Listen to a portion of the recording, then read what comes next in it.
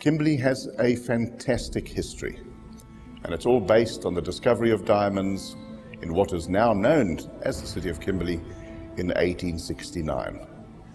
But although Kimberley's founded on diamonds, there's a lot more to Kimberley than meets the eye. Let us have a closer look into the history of Kimberley.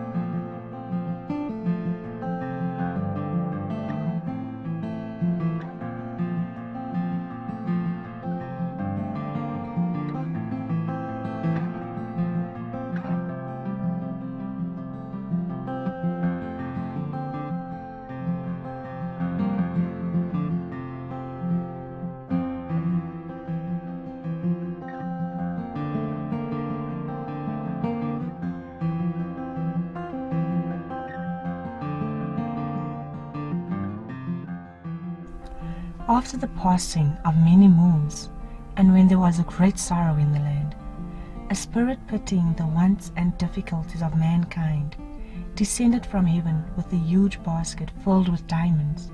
The spirit flew over the Fall River, starting beyond Delport's Hope and dropping diamonds as it sped on. Past Berkeley West and Clipdam, it flew along to the place now called Kimberley, ever throwing out handful after handful of gems from its huge basket. On reaching Kimberley, where at that time large trees were growing, one of the spirit's big toes got caught in a branch of a camelthorn tree, and tripping upset the basket, emptying out the diamonds, and thus forming what became known as the Kimberley Mines.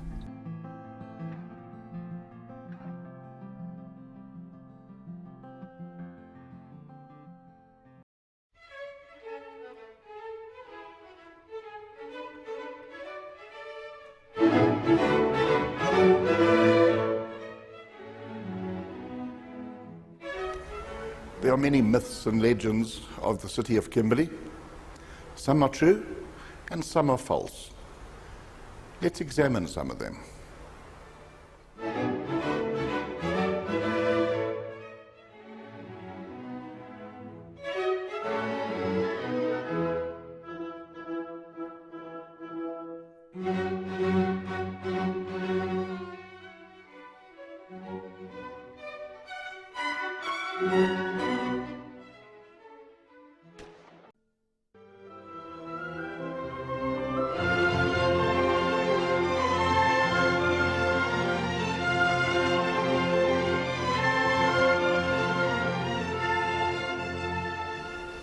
In his lifetime, Cecil John Rhodes was known as the Colossus of Africa. In Kimberley itself, it is often said that Rhodes is De Beers is Kimberley, and Kimberley is Cecil Rhodes. What we're going to look at is Cecil Rhodes's life in Kimberley and what he means to Kimberley today.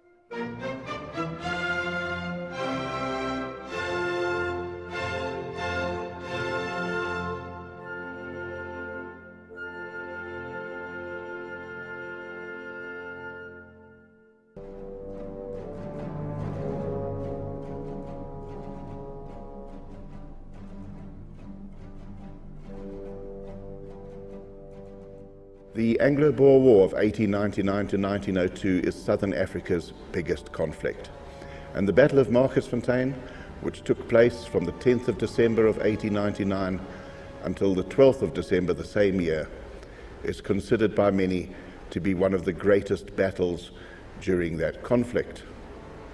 The cream of the British Army was involved, the Black Watch, the Grenadier Guards, some 15,000 British troops, some 8,500 Boers under command of Generals Delaray and Cronje.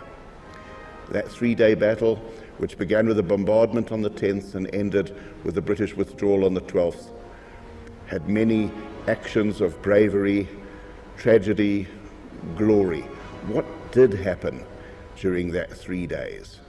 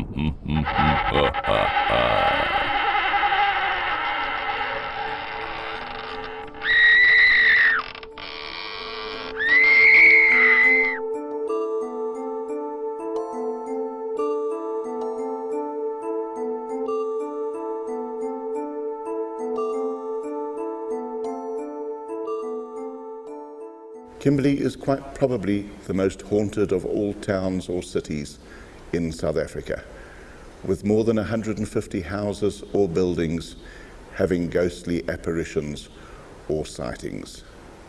What you're about to see is just a few of these places.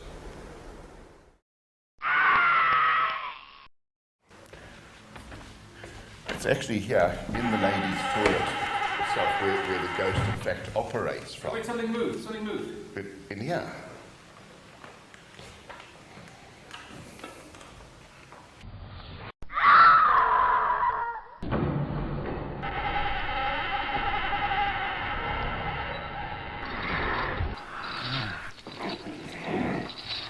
Well, that wasn't so much fun, was it? That's probably the main reason I'm going bald and grey at the same time.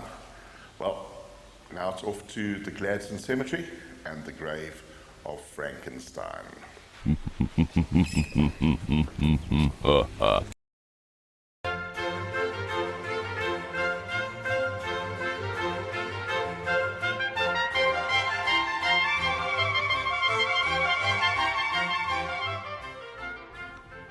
Iconic woman of Kimberley.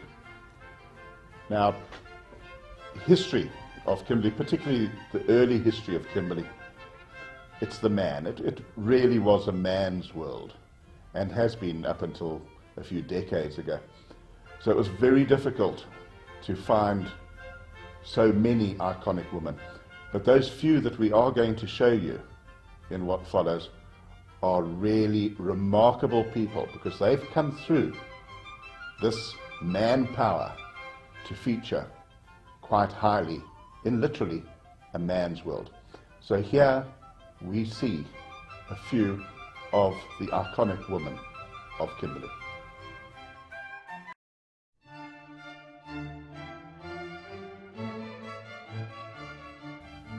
Daisy de Melker is not quite iconic, but she's certainly notorious as one of South Africa's most infamous murderers. She has a big link with Kimberley. For starters, her sister lived in Kimberley and she used to visit her sister on a regular basis. Her maiden name was Hancorn Smith. She was executed for the murder of her son. She also murdered 2 other husbands. But the lucky husband who survived, she hadn't started to kill him yet, was Sidney de Melker. And Sidney de Melker is a Kimberley man. In fact, he's a famous Kimberley man in that he played rugby for the original Springboks, the Springbokken of 1906.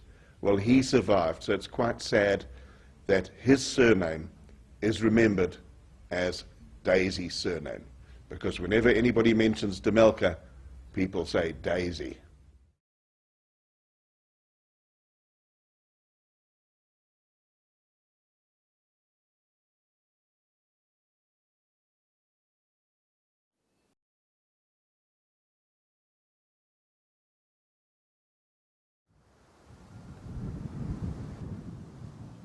It's the last day, it's the 27th of February of 1900, and the Boers are going to surrender.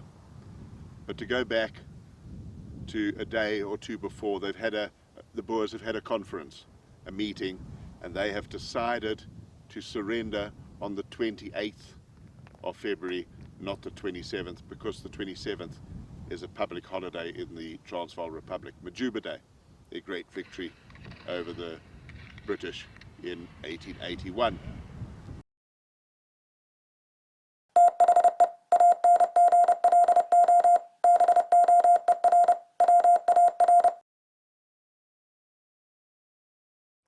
The Anglo-Boer War, 1899-1902, started on the 11th of October, 1899.